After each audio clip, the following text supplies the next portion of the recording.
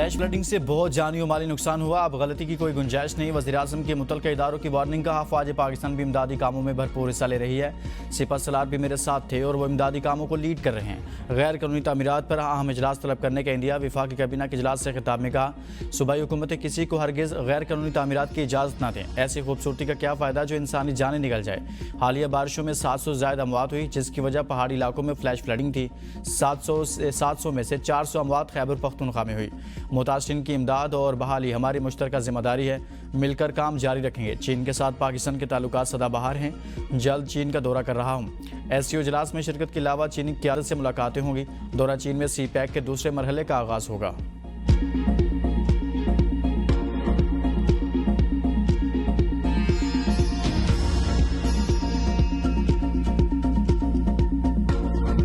गिलगित बल्तिस्तान के ज़िला गिजर में सैलाब ने फिर तबाही मचा दी। ग्लेशियर फटने से मुत्तअद्दिद देहात ज़ेरियाब, 5 घर मुकम्मल तबाह, 100 से ज़ायद मुतासिर। गिजर कोपिस के इलाका तलीदास के मुकाम पर दरिया का बहाव रुक गया। 7 किलोमीटर के इलाके तक मसनूई झील बन गई। मजीद करीबी देहात भी ज़ेरियाब आने का खतरा।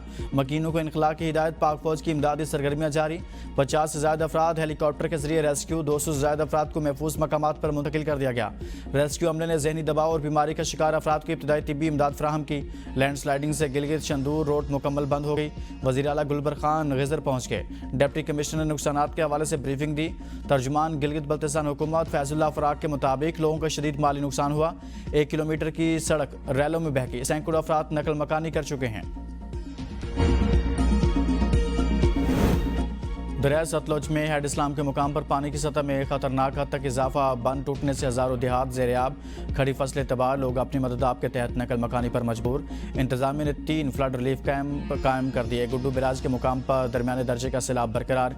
कच्चे के इलाकों में खड़ी मंगी, कपास, चावल और सब्जियों समेत दीगर फसलें ज़ेरियाब आ गई। लिया में दरिया सिंध की तबाहकारियाँ 80 किलोमीटर तवील पट्टी सैलाब की लपेट में आ गई। सिंध में बारिशों से तबाही का सिलसिला जारी। टंडू मोहम्मद खान में नशे भी इलाके डूब गए। हादसे में एक ही खानदान की 2 खवातीन जाँ बहक। जिला भर में तालीमी इदारे बंद। आज सिंध के मुख्तलिफ इलाकों में बारिश का इम्कान। कल से मुल्क भर में मानसून का 8वां स्पेल आने की पेशगोई। वज़ीर आला मरियम नवाज का लाहौर, रावलपिंडी, मुल्तान समेत दीगर अजला में पेश की इंतजामात का हुक्म।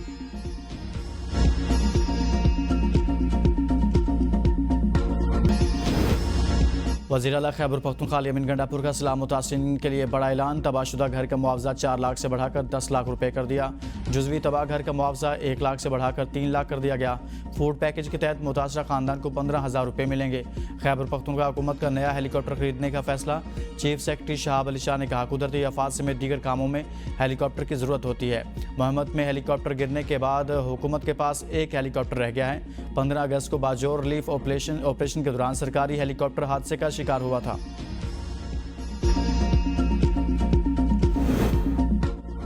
सैलाब मुतासिरीन के लिए अभी तक कोई बैरूनी इमदाद नहीं मिली। पंजाब, सिंध और वफाकी हुकूमत ने सिर्फ इमदाद का कहा। वज़ीर आला पहले ही कह चुके हैं कि हमें मदद की ज़रूरत नहीं। मुशीर इत्तलात खैबर पख्तूनख्वा बैरिस्टर सैफ की प्रेस कॉन्फ्रेंस का। हादसे का शिकार हेलीकॉप्टर का ब्लैक बॉक्स काफ़ी रोज़ बाद मिला। फोरेंसिक जारी है। DGPDMA ने कहा, खैबर पख्तूनख्वा में रिलीफ एंड रेस्क्यू ऑपरेशन के लिए तमाम वसाइल बरोए कार लाए जा रहे हैं।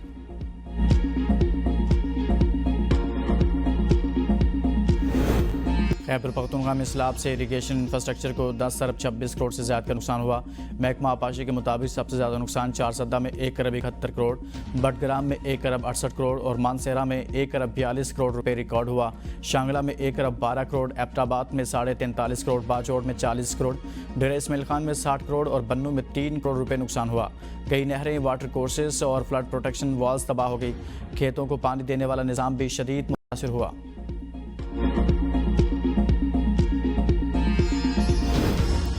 चीन का पाकिस्तान की खुद मुख्तारी और तरक्की के लिए गैर मुतज़लज़ल हिमायत का इरादा। फील्ड मार्शल आसिम मुनीर से चीनी वज़ीर ख़ारजा की मुलाकात। अमन व इस्तेहकाम के फ़रोग़ के लिए मुश्तरका आज़म का इज़हार। ISPR के मुताबिक मुलाकात में इलाक़ाई सिक्योरिटी, इंसदाद दहशतगर्दी और बाहमी दिलचस्पी के उमूर पर तबादला ख्याल हुआ। दोनों जानिब से स्ट्रेटेजिक शराकत दारी को मजबूत बनाने और इलाक़ाई व बैनुल-अक़वामी फ़ोरम्स पर ताउन को मज़ीद बढ़ाने के आज़म का इरादा किया गया। फील्ड मार्शल आसिम मुनीर ने चीन की मुस्तकिल हिमायत पर शुक्रिया अदा किया। चीनी वज़ीर ख़ारजा दौरा पाकिस्तान मुकम्मल करने के बाद वतन वापस रवाना। नायब वज़ीर आज़म इसहाक़ डार ने मेहमान चीनी वज़ीर ख़ारजा को रुख़सत किया।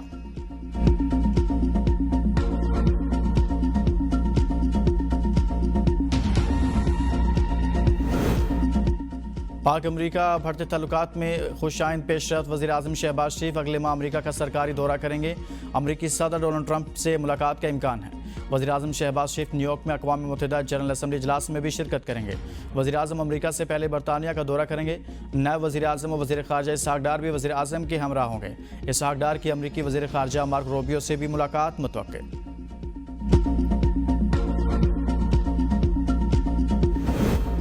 जंगबंदी के लिए भारत ने अमेरिका से दरखास्त की। मुझे अमेरिका से फ़ोन आया, मैंने वाज़ेह कहा कि पाकिस्तान जंग चाहता ही नहीं था।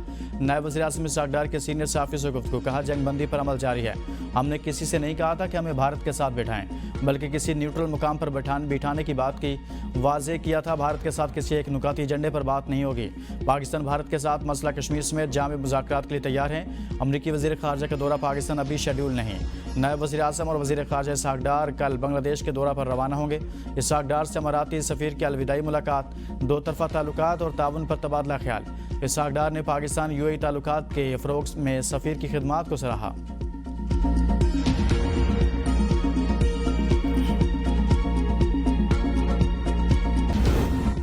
हुकूमत का NFC अवार्ड में वसाइल की तकसीम का फार्मूला बदलने पर गौर। विफाक सूबों को मिलने वाले 57% कोटे में कमी की तजवीज़ देगा। इख्तलाफ की सूरत में आईनी तरमीम के जरिए महासिल का मौजूदा फार्मूला तब्दील करने पर गौर किया जाएगा।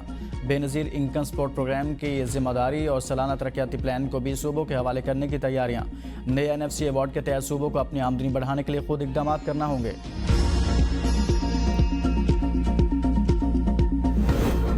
वफाकी काबीना ने यूटिलिटी स्टोर्स कॉरपोरेशन को ख़त्म करने की बाकायदा मंजूरी दे दी। कॉरपोरेशन के तमाम मुलाजमीन फारग होंगे। काबीना इजलास में वज़ीर आज़म का अद्वियात की कीमतों में इजाफे पर सख्त इजहार बरहमी। अद्वियात की कीमतों के तयन की समरी वापस कर दी।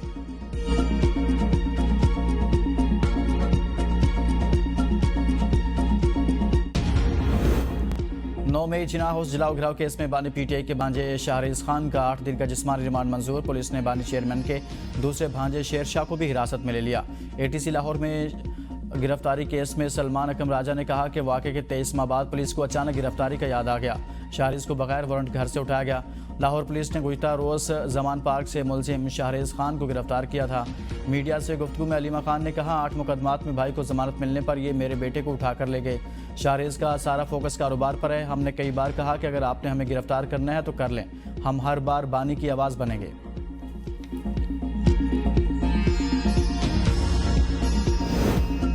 सलमान अकरम राजा के कहने पर अली बुखारी की 1 घंटे में बानी PTI से मुलाकात। पार्टी में नया पेंडोरा बॉक्स खुल गया। सियासी कमेटी के इजलास में अरकान ने पार्टी सेक्रेटरी को आड़े हाथों ले लिया। कहा हम तो समझते थे इस्टेब्लिशमेंट हमारी मुलाकातें नहीं होने देती, असल रुकावट आप हैं। अगर आपके और अलीमा खान के कहने पर मुलाकातें होती हैं तो बाकी लीडरशिप की वफादारी पर सवाल क्यों उठाए। पार्टी लीडरशिप आपके इल्ज़ामात के बाद अडयाला जाना बंद हो गई। सलमान अकरम अरकान के सख्त सवालात के जवाब न दे सके, इजलास छोड़ कर चले गए। दूसरे दिन भी न पहुँचे, इजलास ना हो सका।